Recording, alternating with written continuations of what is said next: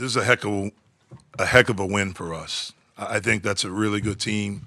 I think they're going to win a lot of games. I have a lot of respect for their program, for Steve. Go back with him a ways, and it's a very proud program. And they forced us to face some adversity, which is really good for us to have to go through that. I thought we got off to a really good start, and I know that we were ready to play. But after about the 11-minute mark, we really did not do a good job of defending them. And they have good players, but our technique on the ball, all of that stuff was not what it normally is for us. And they gained a lot of confidence during that time. We made a big play at the end to take the lead at halftime. I thought our defense was much better in the second half. I think they shot 30% in the second half. Yep, 30.8, and we held them to 29 points. We still have to do a better job defensively. I thought one of the sparks of the game was Biba.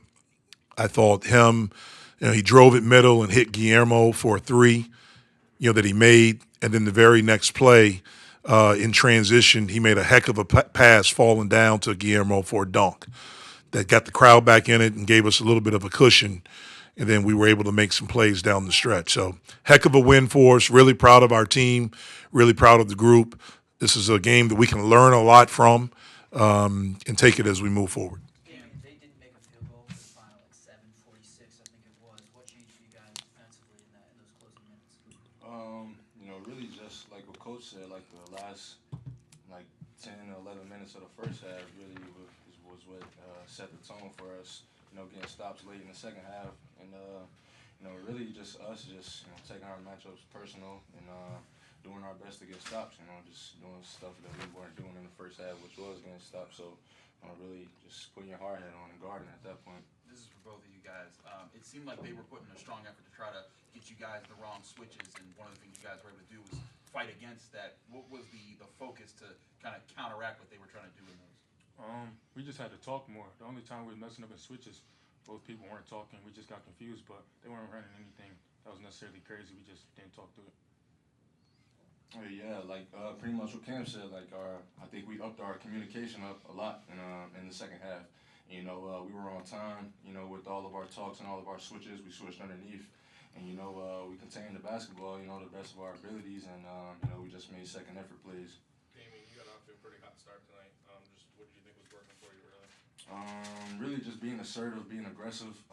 Just trusting my teammates. To just let me kind of be free and just be aggressive early on. And I think just rolling with early momentum after seeing a few go down. You get comfortable a little bit, and the rim gets a little bigger. Was there a certain mindset did you have that aggressive mindset coming into the game, or was it something you saw with your matchup or anything like that? Definitely. Just coming into the game, just telling myself to just be a little bit more aggressive, and just doing my best to assert myself early on in the game. And potentially just open up space for my teammates to make plays at the end of the day of it too. So we all have our turns. We all know we have our days. Everybody's going to eat, so it's just a matter of fact that when it's your time, it's your time. Cam, when you and Guillermo kind of hit some foul trouble early, what did Zach add coming off the bench for you guys? Rim protection. He was big time for us. He was an X factor. We just told him everything at the rim has got to be his, and he held it down. Damien, in those huddles down the stretch when you guys were holding them scoreless in the last 7 minutes, what's the vocabulary being said in those huddles? Get stops, get a kill. That was pretty much it. Taking matchup personal, win. That was pretty much all that was being said.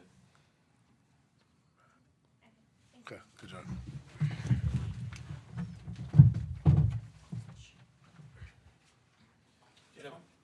How much did Jalen's foul trouble contribute to what happened in the first half? It hurt us. It hurt us. I think when he went out, I think we were up, 10, and it hurt us. But I thought more than anything, we hurt us because we defensively we didn't play as hard and smart as we normally do. And I don't know if because we were up 12, if we thought it was going to be easy. but like I said, they're a prideful program. I thought our defense hurt our offense because we didn't really have much movement on offense. Now, that's an area where we missed Jalen, but really the last 10 minutes of the half, what hurt us the most was our defense. You guys went on that big run in the second half. Did you feel like that was more from the defense creating the offense? I think it was that. I mean, certainly it was that. We started doing different. We went to a stretch there where we switched every ball screen, every DHO. That's something that we've worked on in practice, but we haven't done it. They had a little bit of a smaller lineup because they were dealing with some foul trouble. And so we went to switch, and that helped us. And like Cam talked about, Zach had 8 rebounds. I think they all came in the second half, and he had 5 blocks. And so the impact that he made during that stretch defensively was huge for us. What kind of energy does 5 blocks bring to the bench? When you see some of them so emphatically. Yeah, it brings a lot.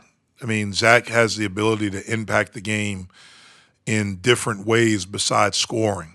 Everyone will look and say, well, he didn't score. He was 0 for 2 or whatever. He had as big of impact on this game.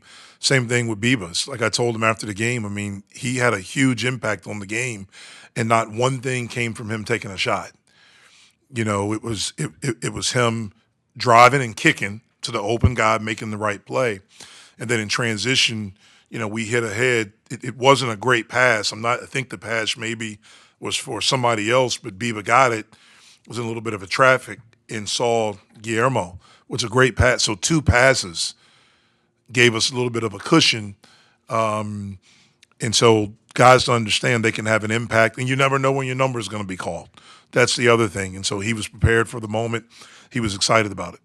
What does a win like this do for a team that has some new faces to be able to weather storms like that? Well, I mean, I think one of the big things that it does is that it lets us know, like, we're not as good maybe as we think we are.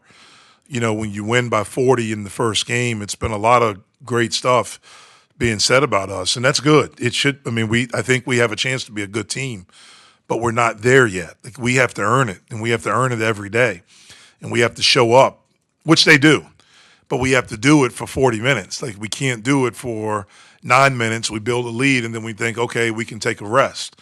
Like, we can't do that. So all these things are good. It's better to learn this with winning the basketball game than it is. And we had some game pressure. I mean, I think they went up 3, in the first half, and, Jalen's on the bench, and, Guillermo's in foul trouble. And, so we dealt with some stuff there, and our guys made some plays and figured it out. What are the big things you need to work on before Monday?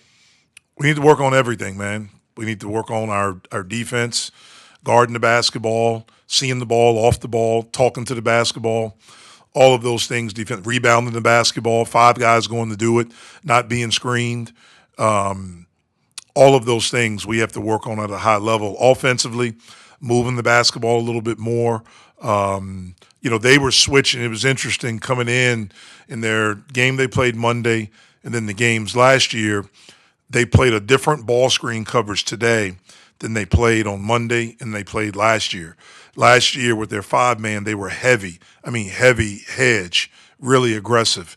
This year, they did not do that. We had prepared for that, and so we had to make some adjustments to that. The ball didn't move as much because of that, but, everything we need to work on. You tried to use Cam and Guillermo together. They start on the court together, but tonight, obviously with the foul issues in the second half, you had to play them separately. Do you think Guillermo might fit better? I know you're trying to work him maybe more a 4 position, but do you think he might fit better? It seemed to work for him tonight. No, I think he's a good player. I think it works for him wherever.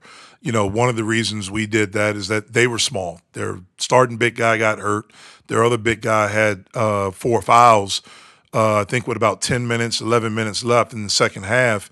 And so they went with basically a 3-man at the 5. So we just wanted to go down and play that way just for matchups during that time.